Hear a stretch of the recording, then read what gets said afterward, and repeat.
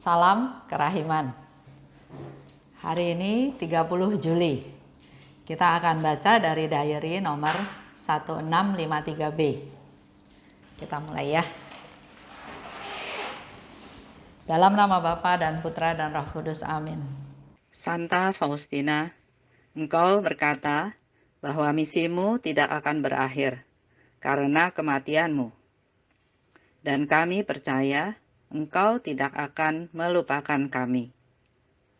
Yesus juga berjanji kepadamu, bagikanlah rahmat-rahmat kepada siapa saja yang engkau kehendaki dan kapan saja engkau mau. Berdasarkan hal tersebut di atas, kami meminta doa syafaatmu Santa Faustina, terutama untuk rahmat yang akan kami butuhkan, yaitu rahmat kesetiaan pada inspirasi Roh Kudus dan menjadi orang yang suci. Tolonglah kami agar percaya pada Yesus seperti yang Engkau lakukan dan memuliakan Tuhan di setiap saat dalam hidup kami. Amin. Dalam nama Bapa dan Putra dan Roh Kudus. Amin. 1653B. Hariku mendekati titik akhir. Sekarang, aku merasakan pancaran sinar abadimu, oh Allahku. Tak seorang pun akan tahu apa yang dirasakan hatiku. Bibirku akan keluh membisu dalam kerendahan hati yang tulus. Bahkan sekarang, aku sudah dekat ke pesta nikah abadi, ke surga yang tak kenal akhir, ke ruang yang tanpa batas. Aku tidak merindukan istirahat atau ganjaran. Cinta murni Allah menarikku ke surga. Sekarang, aku pergi menjumpai Engkau kasih abadi. Dengan hati yang merana karena merindukan Dikau. Aku merasakan kasih-Mu yang murni, oh Tuhan, tinggal di dalam hatiku.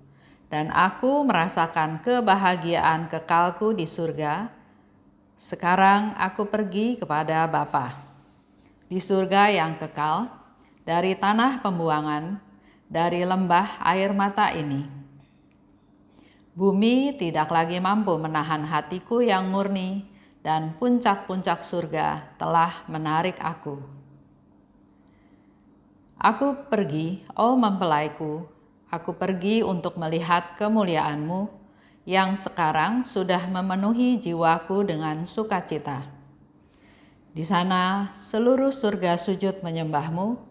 Aku merasakan bahwa ibadatku menyenangkan hati-Mu, meski aku ini kehampaan belaka. Dalam kebahagiaan yang kekal, aku tidak akan melupakan mereka yang di bumi. Aku akan memohon kerahiman Allah bagi semua orang. Khususnya, aku akan mengingat mereka yang dekat di hatiku. Kelekatanku pada Allah tidak akan membiarkan aku melupakan mereka. Di saat-saat akhir ini, aku tidak tahu bagaimana bergaul dengan sesama. Dalam keheningan, hanya Engkau Tuhan yang kunantikan. Aku tahu akan tiba saatnya semua orang memahami karya Allah dalam jiwaku. Aku tahu bahwa demikianlah kehendak-Mu, maka itu akan terjadi. 1653B. Tentang ungkapan kasih kepada Allah. Hariku mendekati titik akhir. Sekarang aku merasakan pancaran sinar abadi-Mu. Seperti yang dijanjikan Yesus ya, beberapa bacaan yang lalu. Tuhan bilang dia akan memberitahu, tapi enggak sekarang. Nah, sekarang Suster Faustina ungkapkan bahwa hariku mendekati titik akhir. Dia sendiri punya perasaan seperti itu ya. Karena memang kita semua juga akan mati, kita semua juga akan meninggal.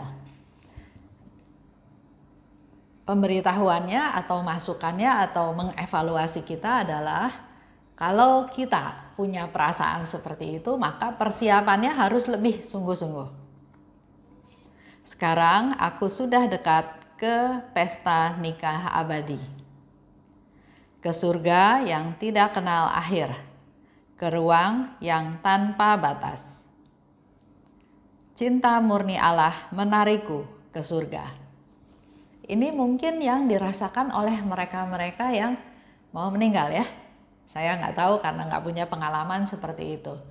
Tapi ini mungkin salah satu contoh yang perlu kita tahu apa yang dirasakan oleh Suster Faustina. Sekarang aku pergi menjumpai engkau dengan hati yang merana karena merindukan engkau.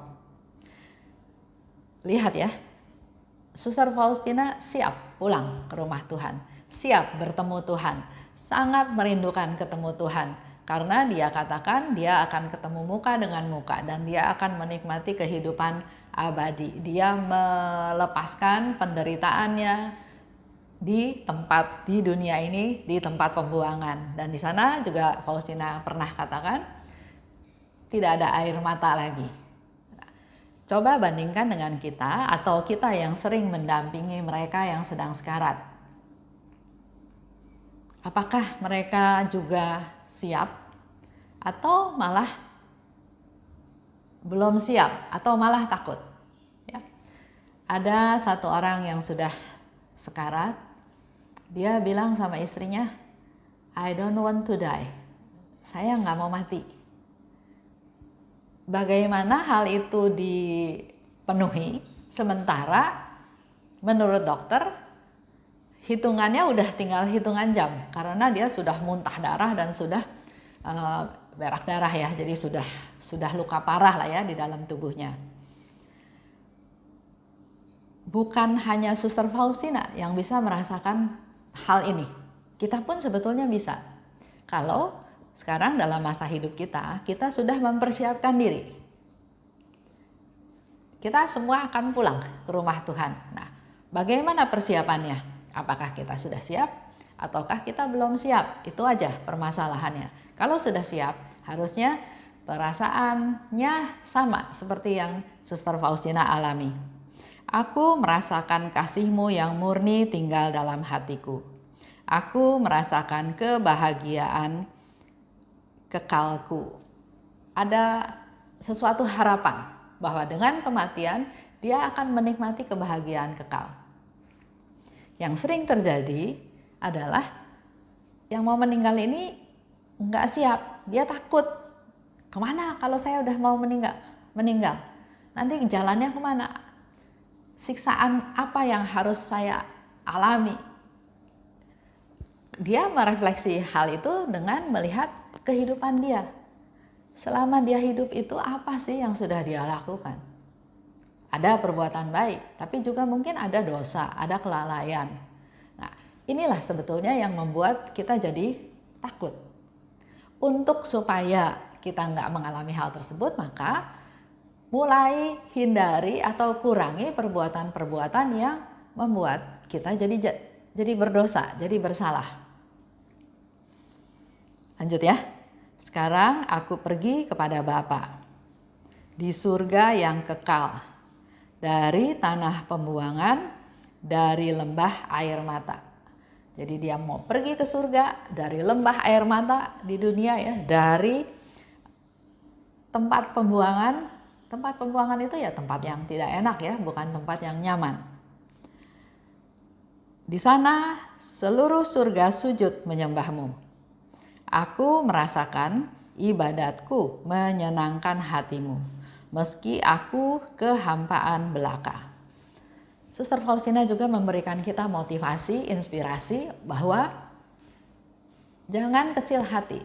Dengan kepapaan dia, ketidakberdayaan dia, dengan kerendahan hati dia merasa yakin ibadatnya menyenangkan Tuhan. Karena dia lakukan dengan kesungguhan, dengan ketulusan, dengan kejujuran apa adanya. Tuhan lihat itu semua, Tuhan lihat hati, bukan sikap kita, lamanya berdoa, apa yang frekuensi doa, tapi Tuhan lihat kesungguhan. Dan di sini Suster Faustina katakan, aku merasakan ibadatku menyenangkan hatimu meski aku kehampaan belaka. Ya, ini menjadi satu refleksi juga dengan kita semua. Bagaimana ibadat kita sekarang ini? Kalau melakukan perayaan Ekaristi di gereja, yang saya alami ya, bisa lebih husuk, bisa lebih sungguh-sungguh. Kalau live streaming di rumah, sepertinya kurang fokus, kurang sungguh-sungguh. Itu yang saya alami ya, nggak tahu teman-teman yang lain. Dalam kebahagiaan yang kekal, aku tidak akan melupakan mereka yang di bumi. Nah, ini kita perhatikan janjinya Suster Faustina. Dalam kebahagiaan yang kekal, kalau nanti Suster Faustina sudah ke surga, sudah menikmati hidup kekal, aku tidak akan melupakan mereka yang di bumi. Dia enggak melupakan kita-kita semua, para devosan kerahiman ilahi yang masih ada di bumi. Aku akan memohon kerahiman Allah bagi semua orang, khususnya mereka yang dekat di hatiku. Untuk kita punya relasi yang dekat dengan Suster Faustina, ya selain kita belajar diary-nya, kita tahu kehidupannya, kita tahu spiritualitasnya, kita tahu cara berpikirnya, tahu aktivitasnya.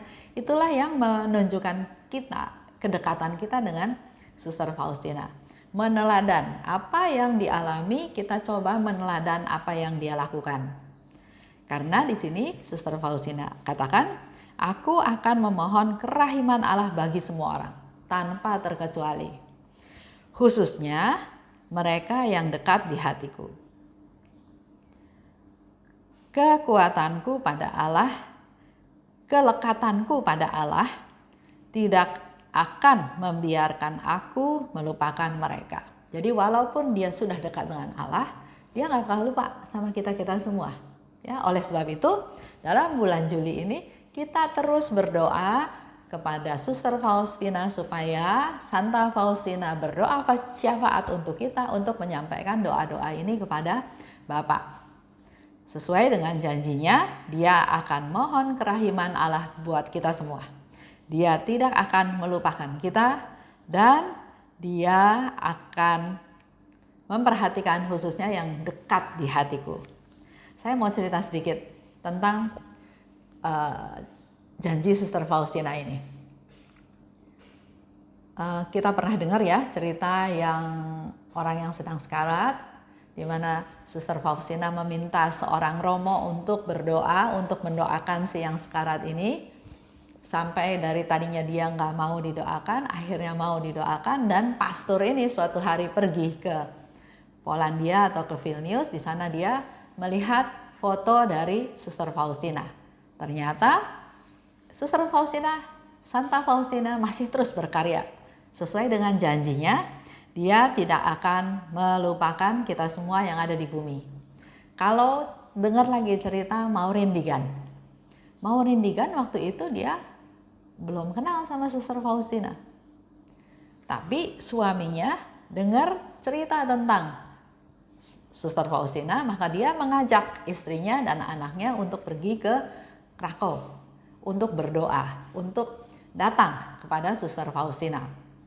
Dan di sana ternyata setelah Maureen Digan menerima sakramen tobat, karena dia sudah puluhan tahun tidak terima sakramen tobat, dan dia di hadapan relikwinya Suster Faustina, dia berdoa, mohon supaya anaknya disembuhkan, karena anaknya Maureen Digan lahirnya cacat ya.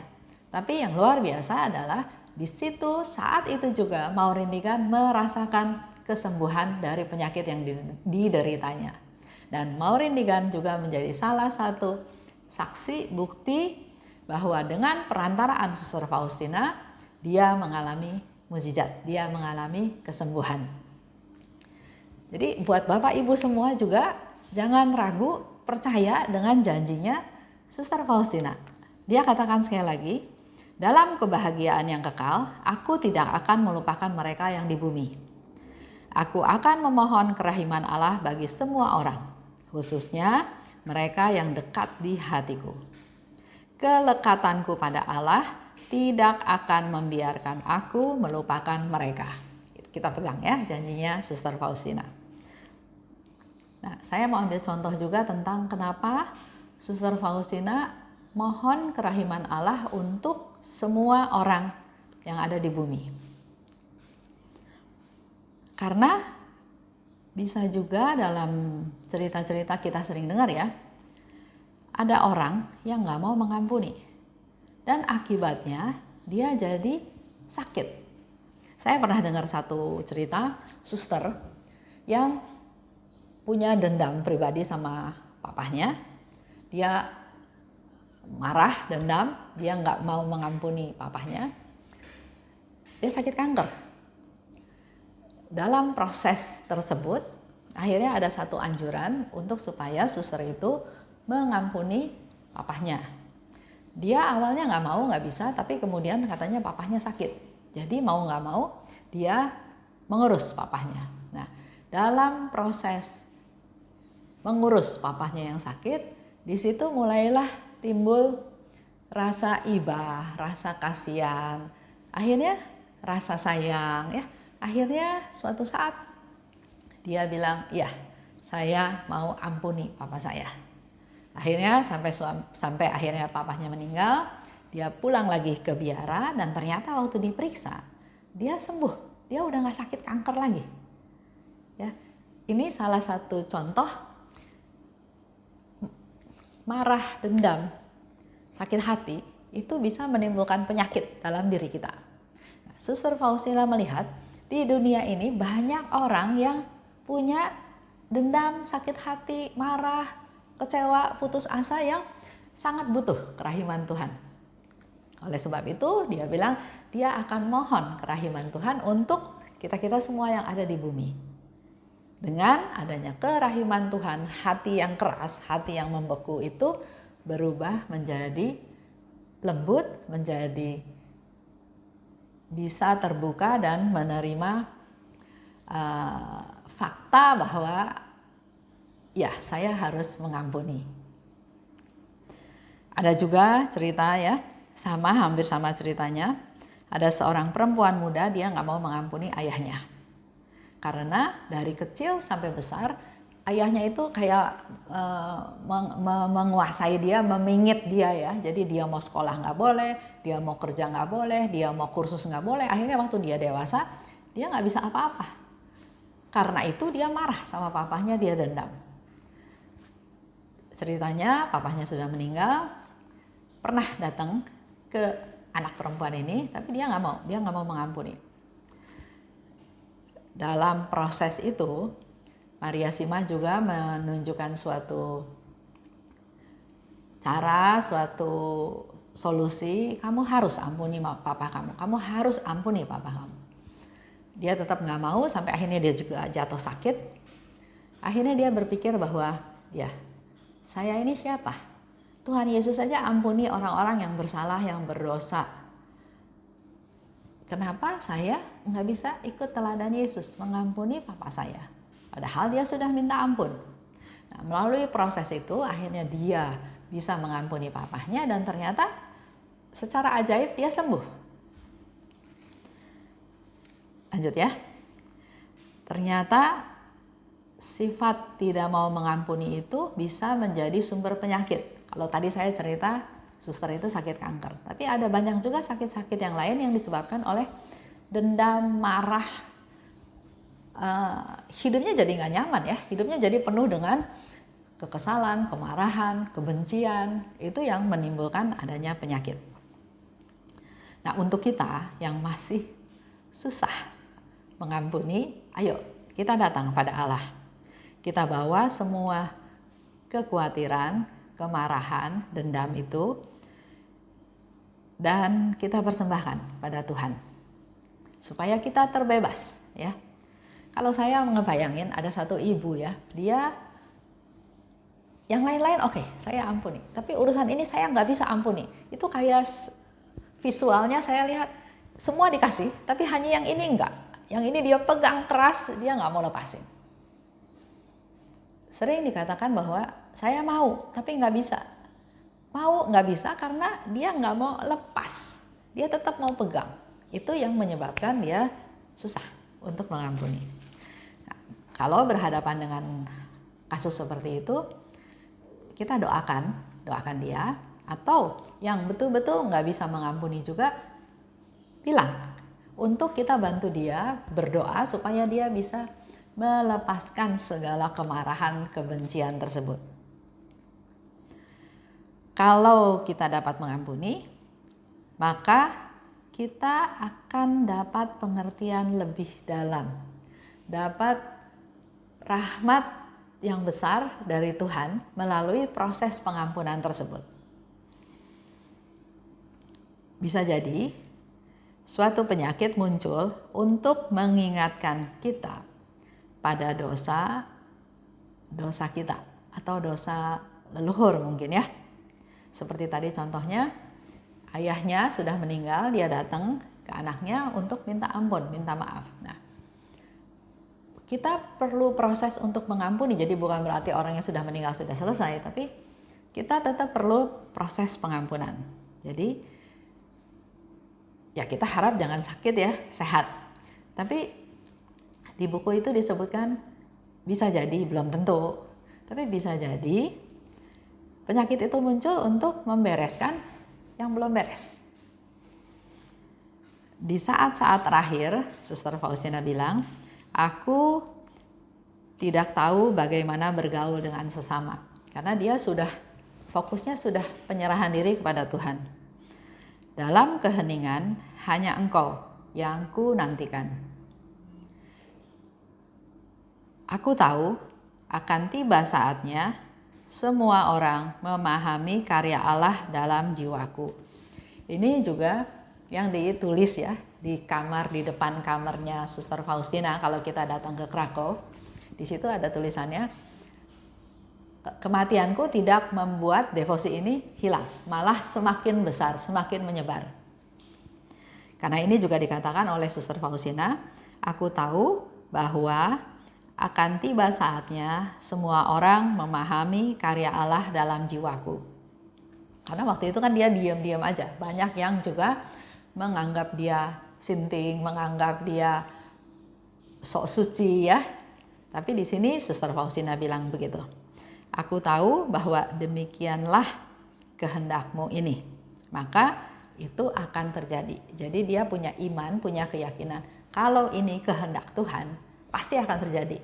Dengan berbagai cara, dengan berbagai hal ya. Contohnya, Tuhan pernah bilang sama Suster Faustina bahwa karya ini akan di-ban, akan dilarang. Tapi karya Tuhan tidak ada yang mungkin dapat menghalangi. Di sini dikatakan, aku tahu bahwa demikianlah kehendakmu, maka itu akan terjadi. Waktu devosi ini di-ban tahun 1959, Faustina sudah meninggal ya. Tapi dia tahu devosi ini akan di-ban, akan dilarang, tapi akan nantinya akan diterima oleh seluruh dunia. Buktinya tahun 1978 devosi ini diizinkan untuk disebarluaskan kembali, dan bahkan tahun 2000 Suster Faustina diangkat menjadi santa. Dan sekaligus 1 minggu pertama setelah Paskah itu menjadi pesta kerahiman ilahi yang resmi ditentukan oleh Bapak Paus Yohanes Paulus II. Oke, dari pembahasan hari ini, apa sih tugas kita atau evaluasi yang perlu kita tindak lanjuti? Pertama, kita semua akan meninggal ya. Jadi perlu melakukan persiapan-persiapan. Perlu ada komitmen baru dalam hidup kita. Kita evaluasi hidup kita hari ini dan ke belakang. Apa yang sudah dilakukan, apa yang belum dilakukan, apa yang masih dipending, apa yang lalai. Hari ini dan ke depan kita buat komitmen baru untuk mengisi hidup ini menjadi lebih baik. Mohon kerahiman Allah. Mohon kerahiman Allah bukan hanya untuk kita aja, untuk seluruh dunia. Itu bisa kita panjatkan pada jam kerahiman. Dan ayo, dengan waktu yang ada, kita semua menjadi rasul kerahiman ilahi, menyebarluaskan kerahiman Tuhan seperti doanya Suster Faustina, memohon kepada Tuhan supaya kerahiman Allah tercurah untuk kita semua. Dan kita yang sudah mengalami, kita juga berdoa supaya juga kerahiman Allah tercurah pada mereka semua yang belum mengalaminya. Baik, kita tutup dengan doa. Dalam nama Bapa dan Putra dan Roh Kudus, amin. Allah Bapa yang Maha Baik, terima kasih atas sharing Suster Faustina pada hari ini, di mana dia sudah mengetahui saat-saat dia akan pulang ke rumahmu, sudah mengalami sukacita yang luar biasa, kerinduan untuk bertemu denganmu. Tapi melalui bacaan hari ini juga kami dikuatkan, kami dimotivasi untuk meneladan Suster Faustina. Kami ingat janjinya Suster Faustina ya Tuhan, bahwa dia akan berdoa untuk kami semua, mohon kerahiman Allah untuk kami semua. Dia tidak akan melupakan kami, terutama orang-orang yang dekat di hatinya. Berkati kami Tuhan, agar kami yang mendalami, menggali rahmat ilahi melalui diary ini juga semakin diberi pencerahan, semakin terbuka hati kami supaya bisa mengerti kehendak-Mu. Jadikanlah kami rasul-rasul kerahiman-Mu Tuhan, bukan hanya menikmati kerahiman-Mu untuk diri kami sendiri, tapi bisa kami wartakan, bisa kami nyatakan dalam kehidupan kami sehari-hari untuk khususnya orang-orang di sekitar kami. Terima kasih Bapa. Dalam nama Yesus kami berdoa dan bersyukur. Amin. Dalam nama Bapa dan Putra dan Roh Kudus. Amin. Salam kerahiman.